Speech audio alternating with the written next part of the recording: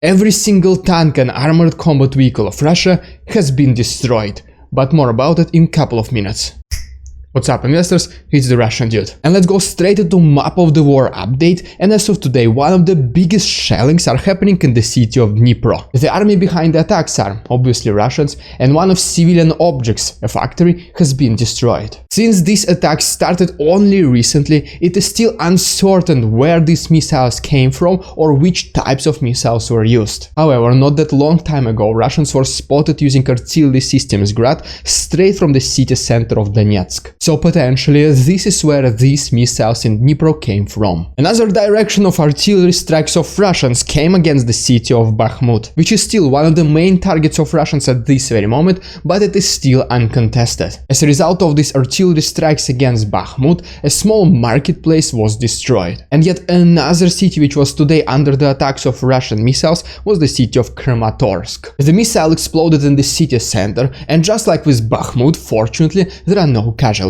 And now, really quick about the tactics of Russians in this region. Like mentioned previously, instead of launching several small attacks in this region, it is estimated that Russians are concentrating their forces next to the city of Izium, which, by the way, this fact was recently confirmed by the intelligence data, and most likely this large group of Russian soldiers will be attacking cities of Slavyansk, Kramatorsk and Bakhmut. These three cities are basically the last remaining major cities in the Donetsk region. And in case Russia will be able to succeed in capturing this city, they will most likely claim the full liberation of Donbas region, which once again consists of two different regions, Luhansk and Donetsk. There are also several reports coming to us as early as yesterday is that Russian army is trying to advance to the city of Seversk. And according to Russian infiltrators in Luhansk region, the army of Ukraine is slowly retreating from this city. As for now, this information is not yet confirmed,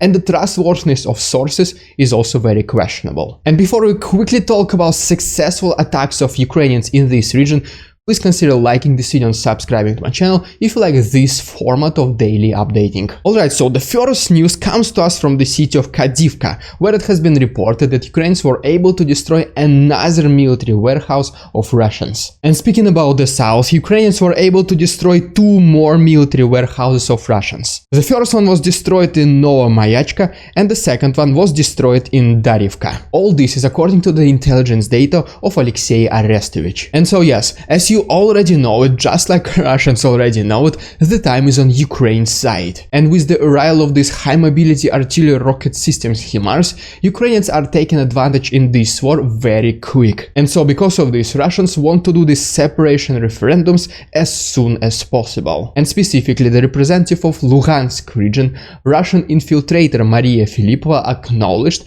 that the region is already getting ready to do this referendum as soon as possible. They basically assembled this referendum team, and they're already asking the residents of Luhansk region whether they want to be a part of Russia or not. And I guess unfortunately, according to Russia, they kinda don't care what these residents want, because anyways, according to Russian propaganda, every single citizen of Luhansk region will say yes to this referendum. And now, while I'm going to give you final updates about the map of the war, please consider checking out my very own Discord, where you can talk with me personally about practically anything you want. And besides that, we as a community donate money to Ukraine every single month. So if you want to be a part of this group donation, please make sure to check my Patreon. All the links can be found in the description. Alright, so the first report comes to us from Kharkiv, where it was said that Russians launched 4 missiles from the city of Belgorod, and 3 of them reached the final destination. Another bombing happened in Mykolaiv, and this is basically, as you already know, is the revenge of Russians against Ukrainians who are taking back Kherson region. As a result of these artillery strikes against Mykolaiv, 2 major universities inside the city were affected. And speaking about yesterday's attacks of Russia against city of Vinnytsia, this is exactly what the Ministry of Defense of Russia said. According to them, their main target was the military headquarters, where Ukrainian officers were talking with Western representatives about sending them more weapons. And of course, according to Russian side, these attacks were a complete success, which once again only targeted military objects. And speaking about the Western weapons, the Ministry of Defense of Ukraine, Alexei Reznikov,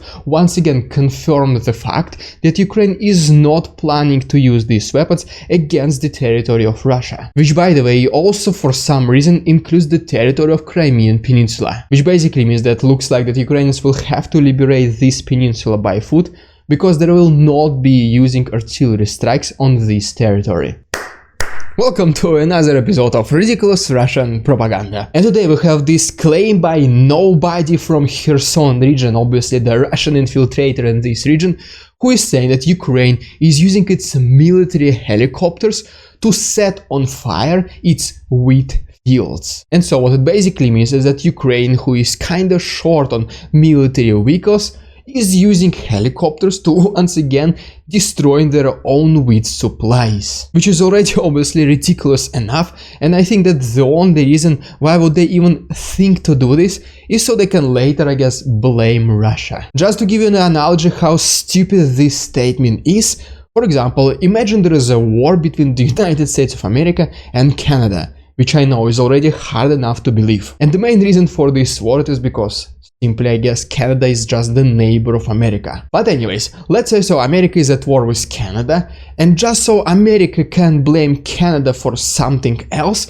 America starts burning its own wheat supplies somewhere, let's say so, in Texas. And if some of you are agricultural experts and maybe there is no wheat in Texas, I apologize for you personally, I am not an agricultural expert, I just said Texas as a random example. But anyways, that's what the Russian side is saying, and most likely they just want to, once again, for whatever reason, escalate this wheat problem once again. Alright, so once again, as I mentioned in the very beginning, at this very moment Russia has lost 100% of its tanks and armored combat vehicles. These statistics, by the way, came from my very own Discord channel, and we should all thank Rob Flanders, dude. Thanks so much, Rob. Okay, so as you can see from this slide, Russia intended 2,900 armored combat vehicles and 1,200 tanks for the invasion, and every single one of them was destroyed. However, it is worth mentioning that these were not all the armored vehicles and tanks that Russia had. But nevertheless, Russian military suffered significant losses after its invasion into Ukraine. It is also estimated that approximately 153,000 Russian soldiers were affected by this war, where approximately 38,000 of them were killed, which represents approximately 80% of intended military personnel for this invasion and approximately 17% of total Russian armed forces. Then we have the second part of this slide, which basically says that Russia lost more than half of its artillery and 69% of its airplanes. In addition to that, Russia has lost almost 80% of its helicopters and 20% of its ships and boats. Today, the president of Russia, Vladimir Putin, has relieved the head of Roskosmos, which is basically Russian NASA, Dmitry Rogozin, from his duties. This guy, Dmitry Rogozin, was known for constantly threatening the world with ballistic missiles, which is basically the last thing the head of Space Exploration Agency should do. He was also known for his never-ending battle in Twitter with Elon Musk, and now Dmitry Rogozin is simply gone. The press secretary of Russia, Dmitry Peskov, says that the reason why Dmitry Rogozin was relieved from his duties was unrelated to his work performance. And most likely he will still be employed somewhere in the government structures of Russia. I raise the cup of Russian tea for Dmitry Rogozin and wish him the most success in his future career.